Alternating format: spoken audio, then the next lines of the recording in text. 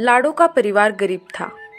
लाडो के पति तोता राजा के महल में सिपाही का काम किया करते थे। लाडो भी अपने पति के साथ महल में साफ सफाई का काम किया करती थी। शादी के बहुत सालों तक लाडो की कोई संतान नहीं थी, लेकिन कुछ सालों बाद ऊपर वाले ने लाडो की माँ होने की ख्वाहिश पूरी की और लाडो का एक छोटा सा प्यारा सा बच्चा हुआ।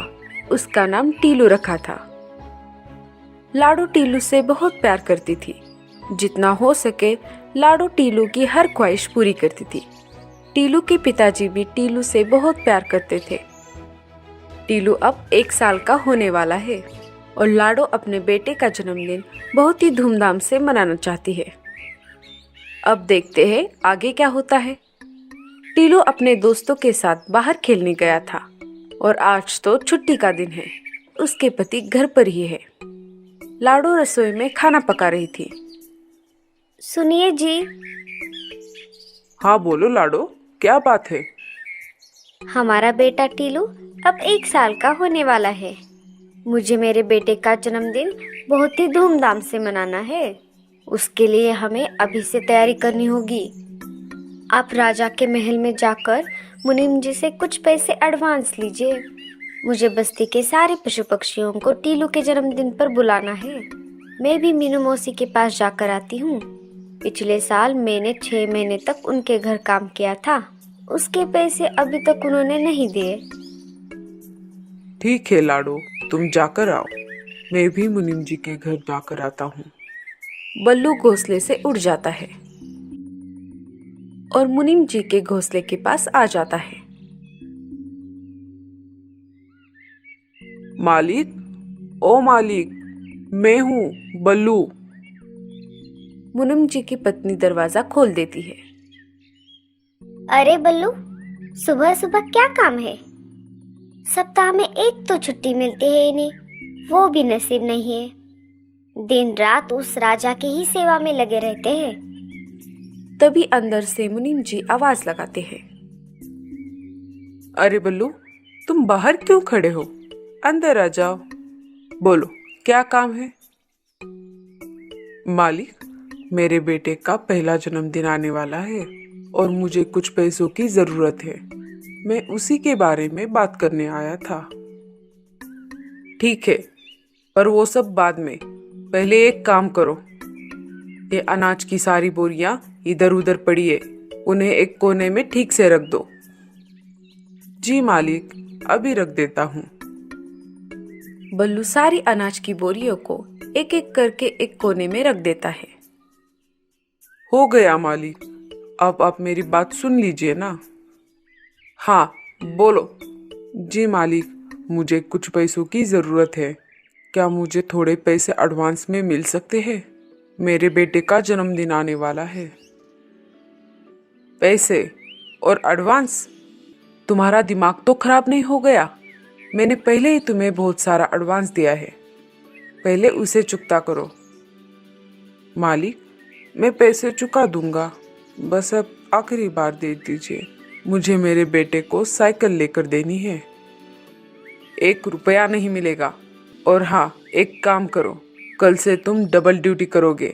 नए साल के मौके पर राजा जी के महल में कुछ परदेसी पंछी आने वाले हैं।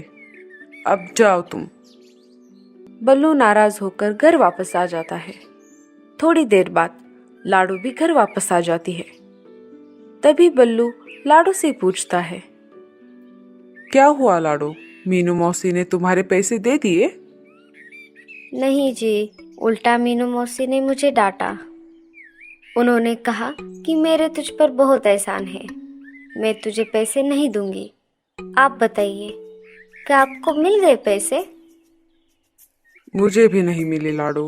मुनीम जी ने मुझे घर से बाहर निकाल दिया और कल से डबल ड्यूटी पर आने को कहा है। अब हम हमारे बेटे का जन्मदिन कैसे मनाएंगे? दोनों सोचने लगे। तब तक टीलू खेलकर घर वापस आ जाता है। माँ, मुझे बहुत भूख लगी है, कुछ खाने को दो ना। हाँ मेरे बेटे, ये लो, खाओ। Thank you mummy. माँ, क्या आपको पता है कि आज मेरे दोस्त कालू का जन्मदिन है। उसने मुझे शाम को उसके घर पर बुलाया है। वो कह रहा था उसके पिताजी ने उसके लिए बहुत बड़ा केक ऑर्डर किया है। माँ, मेरा जन्मदिन कब आने वाला है? मुझे भी मेरे बर्थडे पर बड़ा केक चाहिए। तुम लाओगी ना माँ? हाँ मेरे बेटे, मैं तुम्हारे लिए जरूर केक लाऊंगी। टीलू बहुत खुश हो जाता है और खाना खाकर फिर से खेलने के लिए निकल जाता है। लाडो बल्लू से कहती है, सुनिए जी, आप एक काम करो, साहूकार के पास जाकर कुछ पैसे ब्याज पर लाओ। मैं भी आपके साथ डबल ड्यूटी करूंगी और हम साहूकार का कर्जा चुका देंगे। ठीक है लाडो, अब यही एक रास्ता है। बल्लू उड़कर साहूकार के पास चला जाता है और साहूकार से कुछ पैसे ब्याज पर लेकर आता है। कुछ दिन ऐसे ही गुजर जाते हैं और टीलू के जन्मदिन का दिन आ जाता है। सुनिए टीलू के पापा, आपको पता है ना आज क्या है? मुझे याद है लाडो, आज हमारे टीलू का जन्मदिन है। आज हम दोनों जल्दी घर आ जाएंगे। तुम शाम को सारे पशु पक्षियों को न्योता देकर घर आ जाना और मैं घर आते आते केक लेकर आऊंगा और साथ में मैं कालू कौवे को लेकर जाऊंगा। हमारे टीलू के लिए साइकिल जो लानी है। चलो मैं निकलता हूँ। शाम हो जाती है। लाडो बस्ती के सारे पशु पक्षियों को एक एक कर न्योता देकर घर वापस आ जाती है। बल्लू भी घर आते आते केक लेकर आ जाता है। कालू कौवा भी उसके साथ था। थोड़ी ही देर में सारे पशु पक्षी लाडो के घर जमा हो जाते हैं। सारे पशु पक्षी टीलू को जन्मदिन की बधाई दे रहे थे। हमारा टीलू तो बहुत ही ज्यादा खुश है आज। मीनू मौसी भी जन्मदिन में शामिल हो गई थी। उससे ये खुशी देखी नहीं गई और मीनू मौसी ने किचन में चुपके से जाकर केक को गिरा दिया। बड़ी आई जन्मदिन मनाने वाली। केक गिराकर मीनू मौसी फिर से पार्टी में शामिल हो गई। जैसे ही लाडो केक लाने किचन में आ गई, उसने देखा कि सारा केक तो जमीन पर बिखरा हुआ था। तभी वहां पर गूंगा मौसी धीरे धीरे आ जाती है। अरे लाडो, ये क्या हुआ? देखिए ना मौसी, इन्होंने बहुत ही ज्यादा मेहनत से ये केक लाया था। पता नहीं ये कैसे हो गया। अब मैं क्या करूं? सारे बच्चे तो केक का वेट कर रहे हैं। तुम चिंता मत करो लाडो, मैं हूं ना। मैं जैसे कहती हूँ वैसा करो। क्या घर में केक बनाने की सामग्री है? हाँ मौसी, घर में सारा सामान है। ठीक है, अब मैं जैसा बोलती हूँ वैसा करो। गूंगा मौसी ने जैसे जैसे कहा वैसे वैसे लाडो चिड़िया करती गई और देखते ही देखते कुछ ही देर में लाडो चिड़िया ने बहुत ही बढ़िया और शानदार केक बना लिया। आपका बहुत बहुत शुक्रिया मौसी। अगर आज आप यहाँ नहीं होती तो न जाने क्या हो जाता।